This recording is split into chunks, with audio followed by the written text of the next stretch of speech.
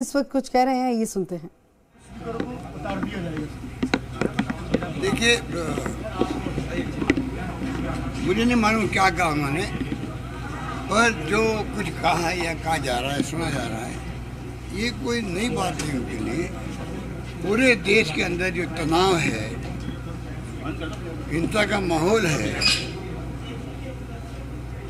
धज्जा उड़ रही है संविधान की, कानून की, उसका एक पार्ट है, उनका बोलना एक पार्ट है। आरएसएस और बीजेपी ने तय कर रखा है हमें इस देश को किस प्रकार बांटना, हिंदू मुस्लिम के धर्मों के बीच में, जाति के बीच में, ये उनका एजेंडा का पार्ट है। और ये अभी तो शुरुआत है। ये आने वाले वक्त में और बड़े अटैक करेंगे, मुख्यमंत्री पे करेंगे, सरकार पे करेंगे। इनकी योजना बनाई है। ये प्रधानमंत्री जी ने मीटिंग करी दिल्ली में, मान लीजिए, मेंबर पार्लियामेंट की, तो मैंने सुना है डॉक्टर करोड़ी मीणा के बारे में कहा गया कि बाकी एमपी कुछ नहीं कर रहे हैं, जो करोड़ी मीणा करता है वो तुम सब करो, मतलब धमाल पट्टी करो। धमाल पट्टी होगी, हिंसा होगी, अशांति रहेगी, तो काम रुकता है सरकार का, डिस्टर्ब होता है काम, विकास रुकता है। इनका सोच यही है कि हम कैसे विकास को ठप करें, योजनाएं लागू नहीं हो पाए जो हमने घोषणा की बजट के अंदर। ये इनका एजेंडा है। देखो, आपको, हमको, सबको, मीडिया वालों को समझना पड़ेगा। मुझे मालूम है मीडिया पे दबाव है, आपकी मजबूरियाँ हैं, तब भी आप रास्ता निकालिए। देश के हित के अंदर, समाज के हित के अंदर शांति, भाईचारा, सद्भाव, अहिंसा का माहौल रहे। हिंसा के जवाब हिंसा नहीं हो सकता। पर जो करौली में हुआ वो एक प्रकार से प्रयोग था उनका। करौली में जो घटना हुई, आप देखेंगे, हमने तो रोक दिया रास्ता में बनने। रामनवमी पर सब धर्मों ने मिलकर के जुलूस निकाले, परंतु करौली में जो प्रयोग हुआ उनका जिस रूप में, वही प्रयोग रामनवमी पे 7 राज्यों में हुआ है, 7 राज्यों में। और दंगे बढ़ के फिर बुलडोजर आ गए चलाने के लिए। जब आप दंगा होता है कहीं पर, जब पकड़ते हो पहली बार, तो उसमें जो अभियुक्त बनता है या गलती करता है वो भी होता है, और निर्दोष भी फंस जाते हैं उस वक्त में, जो सड़क भी चलता होगा। यही करौली में हुआ होगा। तो वो कहने लगे करौली में जो घटना हुई है वो निर्दोष फंस गए हैं। तो मैंने उनको कहा, भाई हो सके निर्दोषों को छोड़ देंगे उनको, परंतु निर्दोषों पर आप बुलडोजर कैसे चला रहे हो? मध्य प्रदेश में, यूपी में जो पकड़े गए हैं, सबके घर तोड़ दिए गए। तो ये जो इनका एजेंडा बहुत खतरनाक है। समझने की कोशिश करें प्रदेशवासी। अगर नहीं समझेंगे युवा पीढ़ी, तो आने वाले वक्त में इस देश का भविष्य जो है युवा पीढ़ी पर निर्भर करता है। अभी तो धर्म के नाम पर, जाति के नाम पर भड़काना बहुत आसान है। जैसे आग लगाना आसान होता है, आग लग जाती है, बुझाना में बहुत तकलीफ आती है। वही सिद्धांत लागू यहाँ होता है। एक आदमी कमजोरी होती है, जाति और धर्म कमजोरी होती है, और आस्था भी होती है। उसको अगर आप बदल दो तनाव के अंदर, माहौल के अंदर, कौन धर्म सिखाता है? गांधी जी ने कहा है, अपना धर्म जो है उस पर गर्व करो। मैं हिंदू हूँ, मुझे गर्व है, ये गांधी जी ने कहा था। हम सब ये बात करते हैं। हम सब हिंदू नहीं है क्या? हम हिंदू हैं, हमें गर्व है हिंदू धर्म पर, परंतु दूसरे धर्मों का सम्मान करो। ये भावना अगर सब में आ जाए, झगड़े मिट रहे हैं।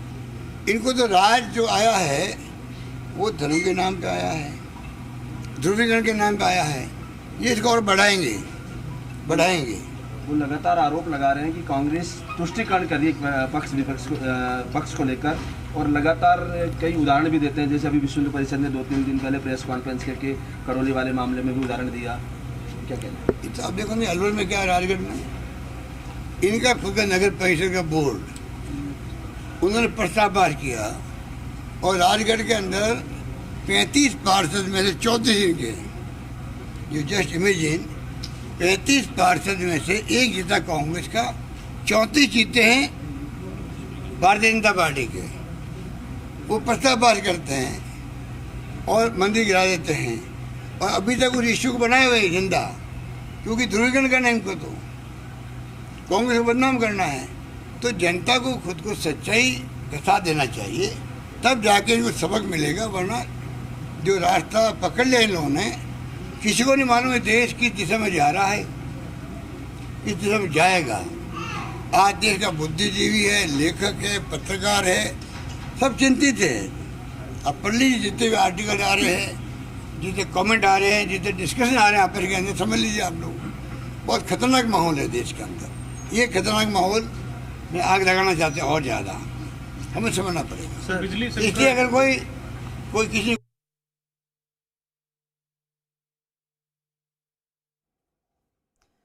तो मुख्यमंत्री अशोक गहलोत को हमने सुना जयपुर में पत्रकारों के मुखातिब होते हुए, एक खास कार्यक्रम का हिस्सा थे इससे पहले।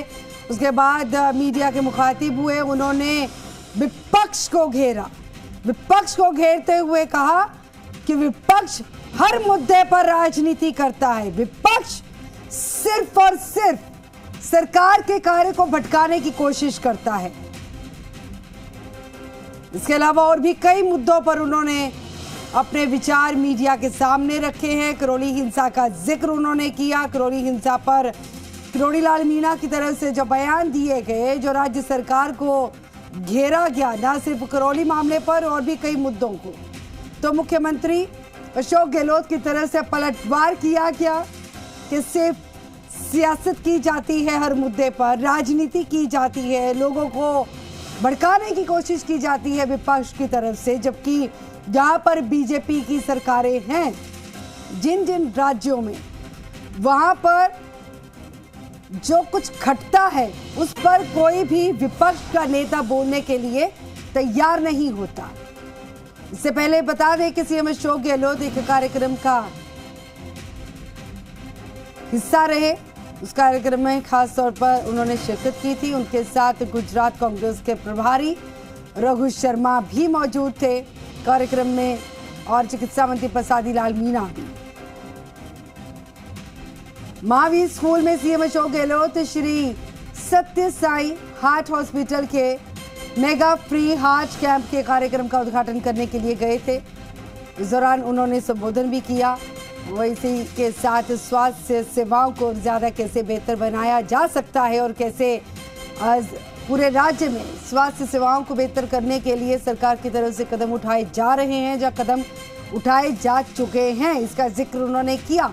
इसी के साथ देश के प्रधानमंत्री नरेंद्र मोदी को उन्होंने जो आग्रह किया है मजदूर दिवस के मौके पर, उसका भी उन्होंने जिक्र किया कि कुछ ऐसी नीतियां हैं जिन पर प्रयोग तो होते रहे हैं और पूरे भारत में उनको लागू भी किया जाना जरूरी है, ताकि सेवानिवृत्त होकर भी कोई भी कर्मचारी सेवाओं का फायदा ले सके, अपना जीवन सुख शांति से व्यतीत कर सके। फिलहाल इन तस्वीरों के जरिए देख सकते हैं, जयपुर से तस्वीरें हैं, कुछ समय पहले की तस्वीरें हैं।